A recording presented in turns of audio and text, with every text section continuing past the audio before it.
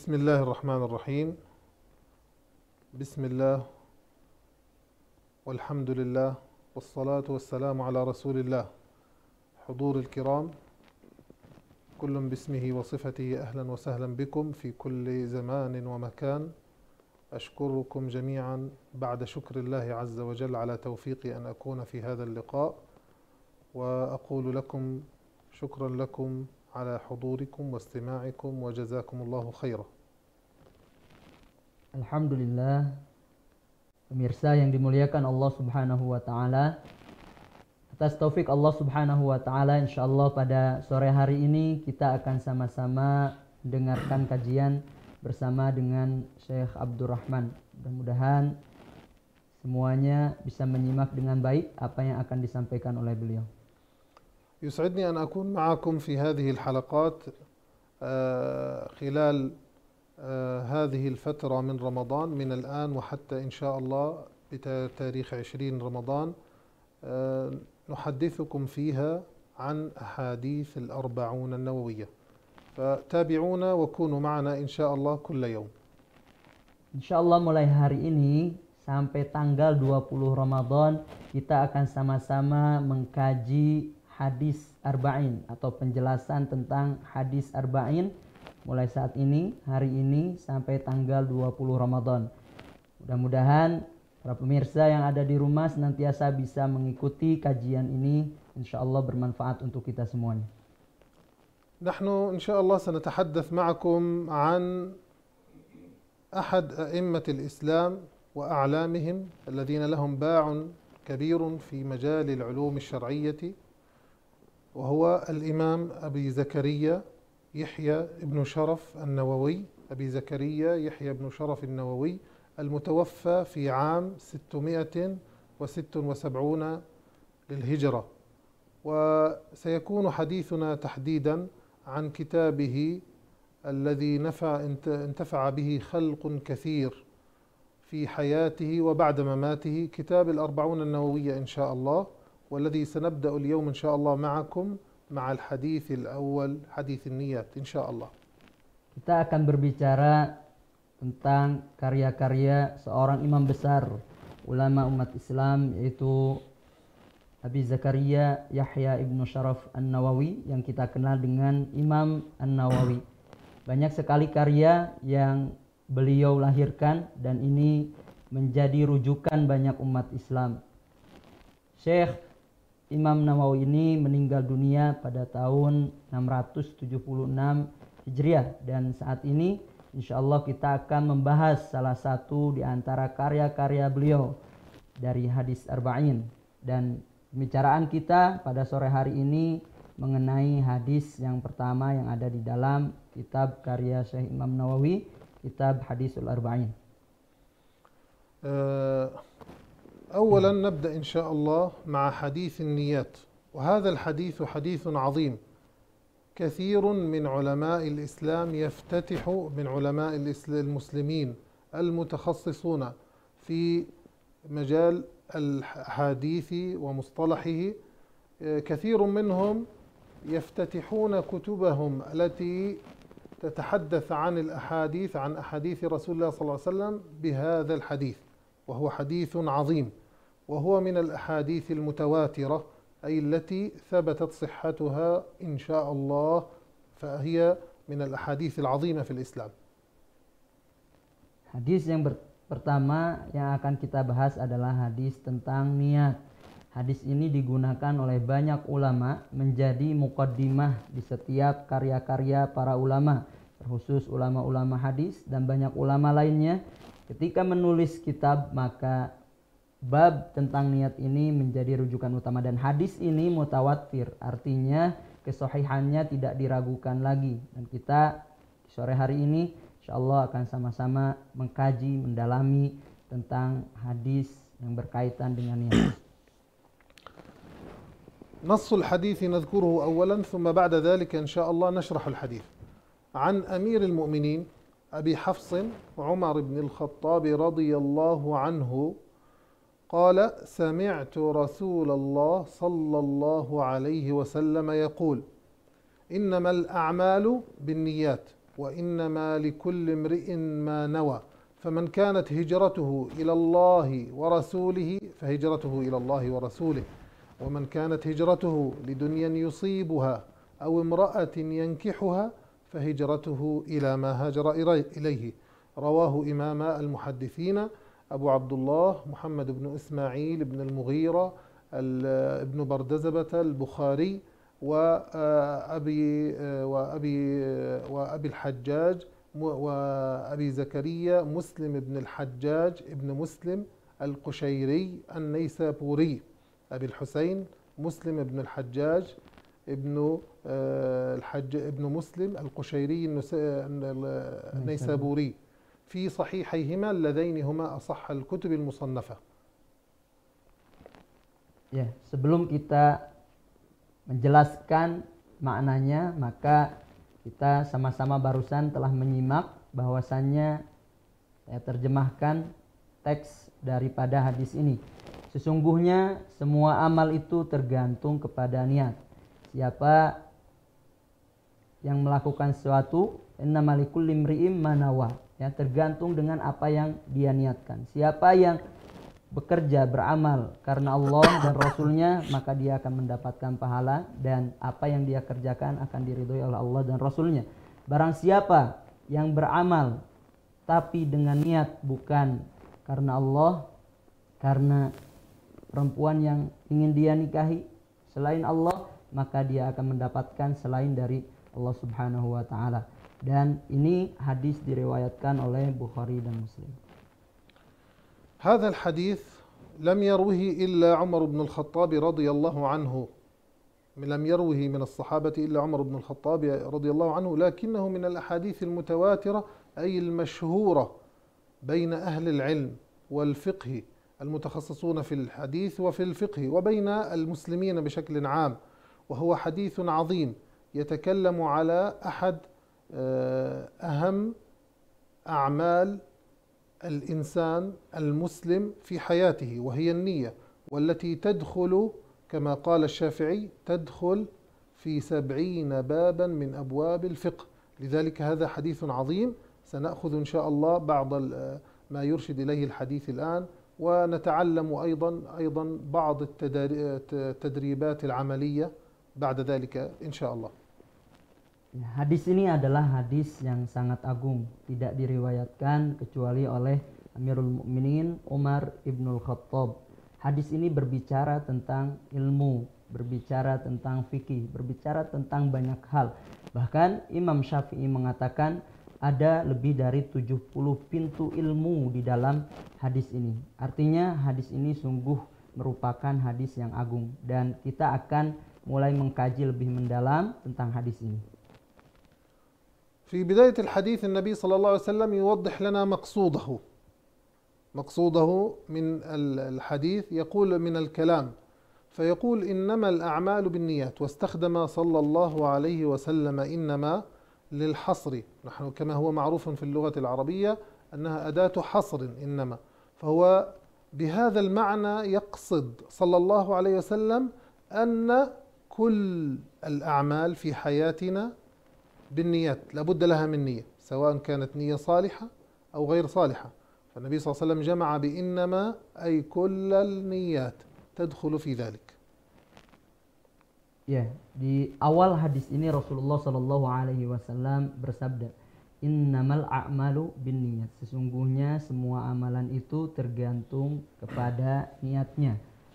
Innama ini adalah adatul hasar. Ya. Maka di sini kata ini menunjukkan bahwasanya apapun amalan yang kita lakukan, apapun amalannya, itu akan tergantung kepada niat.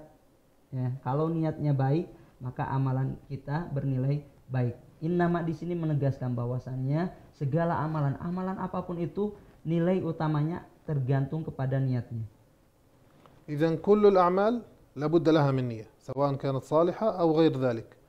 ولكن أيضا النبي صلى الله عليه وسلم يعطي توضيحا آخر مقصود من كلامه، ليوضح المقصود من كلامه، فيقول وإنما لكل امرئ ما نوى. كل إنسان له نيته، كل إنسان له نيته، فالله عز وجل مطلع على نياتنا ويعاملنا بما في قلوبنا لا بما يظهر منا، إنما الله عز وجل فإنما لكل امرئ ما نوى، فإن كانت نيته صالحة له أجر صالح، وإن كانت غير ذلك له ما نواه. Wa innama likulli imri'in ma nawa. Dan setiap orang ketika melakukan suatu pekerjaan itu tergantung kepada niatnya. Allah Subhanahu wa taala tidak melihat bentuk seseorang atau apa yang dikerjakannya, tapi yang dilihat oleh Allah Subhanahu wa taala adalah niatnya. إذن النبي صلى الله عليه وسلم هنا حتى هنا النبي صلى الله عليه وسلم انتهى كلامه في الإرشاد والتوجيه والتعليم. ماذا بعد ذلك؟ يأتي بعد ذلك في الحديث ضرب المثال. جاء بعد ذلك ضرب مثال، النبي صلى الله عليه وسلم يوضح لنا المقال كما تقول حكمة بالمثال تتضح المقال. فالنبي صلى الله عليه وسلم أعطانا مثال. ماذا قال؟ قال فمن كانت هجرته إلى الله ورسوله فهجرته إلى الله، ومن كانت هجرته، والنبي صلى الله عليه وسلم ضرب مثال بالهجرة. لماذا؟ سنعرف الآن إن شاء الله. Ya, itu tauji yang pertama ya, bahwasannya Rasulullah memberikan kepada kita nasihat bahwa amalan kita tergantung kepada apa yang kita niatkan. Nah, akan menjadi lengkap kita bisa memahami secara menyeluruh ketika ada perumpamaan, dan setelah itu Rasulullah memberikan perumpamaan. Ya, setiap perkataan akan menjadi jelas, akan mudah dipahami ketika diiringi dengan perumpamaan. Apa perumpamaan yang diberikan oleh Rasulullah dalam hadis ini? Kita sama-sama akan menyimaknya. Nabi sallallahu alaihi wasallam ضرب مثال بالهجرة لأنه عندما قال النبي صلى الله عليه وسلم هذا الحديث سمع أن بعض الناس يتحدثون عن رجل سموه هم يلقبوه بأم قيس، رجل أم قيس أو مهاجر أم قيس، مهاجر أم قيس. ما سبب التسمية؟ النبي صلى الله عليه وسلم عندما هاجر من مكة إلى المدينة هاجر معه كثير من المسلمين والمؤمنين، فالهجرة كانت لله عز وجل من أجل نصرة دين الله وإقامة دولة الإسلام ونصرة رسول الله صلى الله عليه وسلم، هكذا من أجل. فكان أحد الذين هاجروا مع النبي صلى الله عليه وسلم رجل لم يهاجر من أجل ذلك، إنما هاجر من أجل امرأة كان يحبها يقال لها أم قيس، يقولون لها أم قيس كنيتها. فالرجل بعد ذلك عندما هاجر من أجل ذلك أصبح الناس يقولون له، يسمونه بمهاجر أم قيس. Ya, perumpamaan yang digambarkan oleh Rasulullah Shallallahu Alaihi Wasallam terkait dengan niat ini adalah perumpamaan sebuah perjalanan hijrah. Para sahabat dengan Rasulullah Shallallahu Alaihi Wasallam meniatkan diri untuk berhijrah. Niatnya adalah untuk menolong agama Allah Subhanahu wa taala. Akan tetapi ada seorang yang juga berangkat berhijrah, cuman dia tidak memiliki niat karena Allah. Dia meniatkan diri ikut berhijrah karena seseorang yang dia cintai. Nah, maka niatannya itu untuk orang yang dia cintai, bukan untuk Allah. Sampai kemudian dia dikenal, ya, namanya ini Ummu Qais. Ya, disebutlah muhajir Ummu Qais.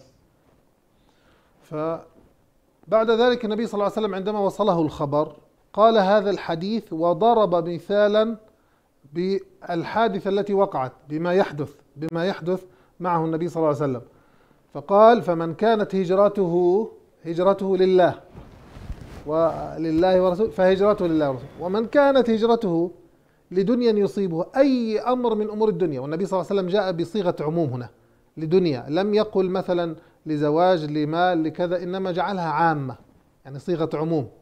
ومن كانت هجرته لدنيا يصيبها فهجرته إذن يأخذ أجره من الشيء الذي هاجر له، لا يأخذ أجره من الله. فأجره عندما يكون النية لله الأجر إن شاء الله مضمون من الله سبحانه وتعالى. أما عندما يكون النية لغير الله فالأجر غير مضمون. Ya, Barang siapa yang berhijrah karena Allah Subhanahu wa taala maka akan mendapatkan pahala dari Allah Subhanahu wa taala. Akan tetapi ada yang hijrahnya karena dunia. Man kanat hijratuhu lidunya yusibuha. Nah, Rasulullah menggambarkan di dalam analoginya secara umum. Man kanat hijratuhu lidunya, tidak langsung spesifik kepada orang tadi, ya. Kalau niatnya untuk dunia, maka dia tidak akan mendapatkan pahala dari Allah Subhanahu wa taala.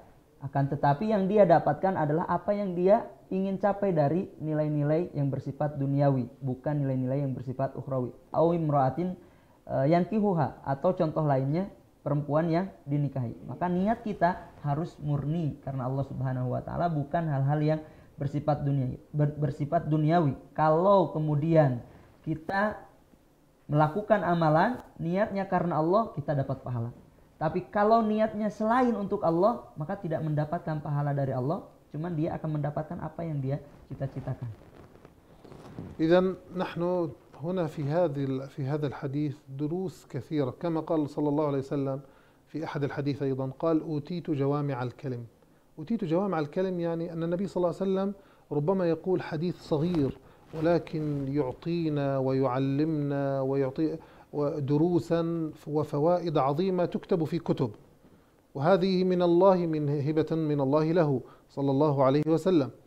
فالنبي صلى الله عليه وسلم علمنا دروس كثيرة في هذا الحديث. يقول بعض أهل العلم عن هذا الحديث أنه أحد الأحاديث الخمسة التي عليها مدار الإسلام.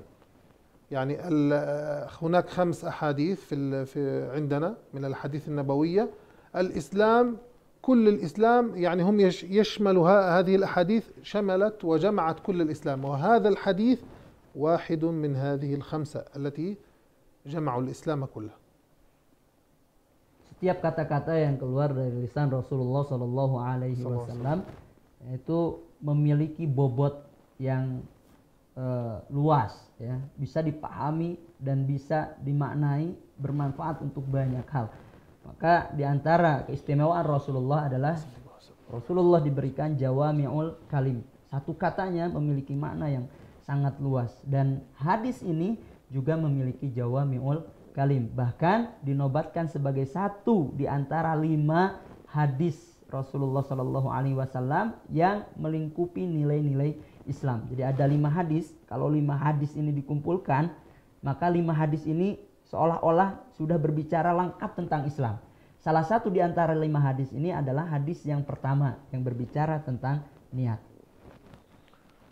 وهذا الحديث تكلم عنه أهل العلم كثيرا، ولكن لضيق الوقت إن شاء الله نتعلم أشياء أخرى. منها مثلا أن النية لا تحتاج إلى تلفظ. لماذا؟ لأن النية عمل قلبي، ليس عمل لساني، إنما عمل قلبي. فعندما مثلا يريد الإنسان أن يصلي، لا يحتاج الإنسان أن يقول نويت أن أصلي صلاة الظهر أو صلاة العصر أو كذا في مسجد. لا، هذا غير صحيح، ولم يرد عن النبي، ولم يرد عن الصحابة ولا العلماء، ولا حتى في المذاهب ال4. فهذه ليست. فالعلماء يجمعون أن النية عمل قلبي لا يحتاج إلى التلفظ باللسان. Ya, kita akan beralih mempelajari hal yang lain yang ada di dalam hadis ini. Bahwasannya setiap amalan ini tergantung kepada niat. Ya, jadi kita harus meniatkan. Nah, di sini kita akan belajar apakah niat itu harus dilafazkan. Ya, beliau menyampaikan bahwasannya niat itu tidak mesti dilafazkan, karena para ulama sepakat bahwasannya niat itu amalul qalb, ya, perbuatan hati.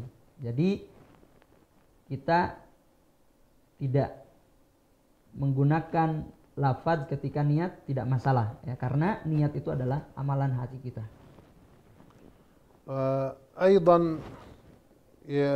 من هنا أيضا نفهم أمر آخر، أنه لا يوجد عمل من الأعمال القلبية إلا وتدخل فيه النية. الخوف، الرجاء، التوكل، الإنابة، الخشوع، كل هذه الأعمال القلبية التي في القلب هذه لا بد لها من نية. لأن النية جزء أساسي منها، جزء أساسي منها، لا يمكن. فكيف الإنسان يكون متوكل على الله بدون نية؟ كيف يكون الإنسان فيه خوف من الله وبدون نية؟ أن نيته هو يخاف من الله، ليس يخاف من كذا وكذا. فالنية تدخل جزء مرادف، يقولون العلماء أنها مرادفة لعمل القلب، جزء من عمل القلب. Niat merupakan bagian dari amalan hati. Bagian dari amalan hati, banyak sekali amalan hati ini. Kita tawakal kepada Allah, takut kepada Allah, mengharap kepada Allah. Ini bagian dari amalan hati. Dan niat merupakan bagian dari amalan hati. Dan ketika kita takut kepada Allah, ketika kita tawakal kepada Allah, ini adalah amalan-amalan hati. Setiap amalan kita harus diiringi dengan niat, karena niat ini merupakan amalan hati. وهناك أيضا أمر مهم جدا في هذه مسألة النية. نحن بعض أهل العلم طبعا ربما جلس يشرح في هذا الحديث عدة سنوات، لأن هذا الحديث يخرج منه فوائد عظيمة ويدخل في أبواب كثيرة، فلا يكاد، ربما نحن بعد ذلك أنتم ربما تلاحظون في الحلقات القادمة، ربما عندما نتكلم عن أي حديث سنتكلم عن النية، سيأتي حتى ولو قليل نتكلم عن النية. لذلك العلماء يقولون أن النية شرط لصحة العبادة. أي عبادة تريد أن تفعلها، صلاة، صيام، صوم، حج، أي شيء ذكر يحتاج إلى نية. فالنية شرط لصحة العبادة. وأمر آخر مهم، الفرق بين العادة والعبادة النية.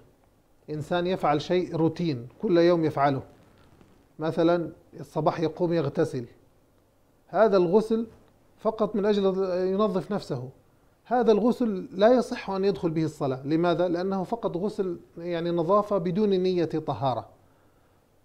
الآخر شخص آخر يقوم يغتسل ولكن نيته للطهارة، فهذا الغسل يصح أن يصلي به، أما الأول فلا يصح أن يصلي بنفس الغسل. والفرق بين العادة والعبادة النية. Ya, ketika kita berbicara tentang niat ini, maka kita akan memerlukan waktu yang sangat panjang. Ya, bahkan para ulama perlu bertahun-tahun untuk kemudian membahas masalah niat. Kalau ingin menulis satu kitab, maka bisa ya berkaitan dengan niat ini.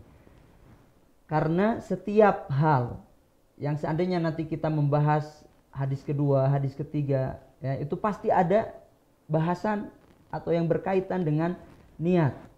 Dan setiap ibadah, sholat, zakat, haji, apapun ibadah yang kita lakukan itu tergantung dengan niatnya. Maka syarat sah satu amalan, sholat kita, haji kita, dan yang lainnya itu ditentukan oleh niat kita.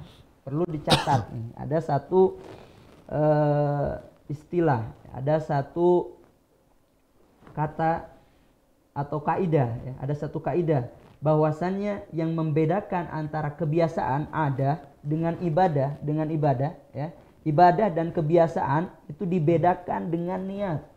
Ya, kalau kita melakukan ibadah dan kita melakukan satu kebiasaan itu akan dibedakan dengan niat. Contoh, tadi Syekh memberikan contohnya mandi besar, ya. Mandi besar, yang satu mandi besar, yang penting mandi aja. Tidak meniatkan diri untuk mensucikan diri karena ia ingin melaksanakan ibadah misalnya. Hanya mandi saja. Dan yang satu lagi, mandi besar dengan niat mensucikan diri. Niat mensucikan diri kemudian setelahnya melaksanakan ibadah. Yang ini karena mandinya tidak diniatkan untuk mensucikan diri, melaksanakan ibadah, maka ibadah yang dilakukannya tidak sah. Karena ini kebiasaan, terbiasa mandi seperti biasa, tidak niat untuk taharah. Tapi yang ini ya meniatkan diri untuk taharah, maka kemudian sah sholatnya. Catat kaidah yang sangat bagus untuk kita pahami bahwasannya kebiasaan ya dengan ibadah itu dibedakan oleh niat kita. آخر ما يرشد إليه الحديث، وهناك نقاط كثيرة ولكن لضيق الوقت، أيضا الحديث هذا يعلمنا حكمة هناك انتشرت بين العلماء، حكمة قالها العلماء وهي معروفة بينهم، وهي أن النية تجارة العلماء. النية تجارة العلماء، هذه النية تجارة لماذا؟ العالم عندما يريد أن يتاجر مع الله يتاجر بنيته، فنيته تكون يأخذ بها أجور عظيمة. مثلا إنسان يدخل إلى الصلاة، يذهب إلى الصلاة من أجل أن يصلي صلاة مغرب أو عشاء أو غيره، الذي نيته للصلاة فقط يأخذ أجر نية الصلاة فقط. أما الذي نيته يأتي مبكرا ويجلس قبل الصلاة، الذي نيته يأتي مبكرا ويجلس قبل الصلاة ومن أجل الرباط فيأخذ أجر الرباط وأجر الصلاة. والذي ينوي أيضا نية أنه يريد أن يعتكف في المسجد، ويصح الاعتكاف حتى لو قليل كما هو الراجح عند العلماء، فيأخذ أيضا نية اعتكاف، وهكذا فيأخذ أجور مضاعفة في النية الواحدة وفي العمل الواحد.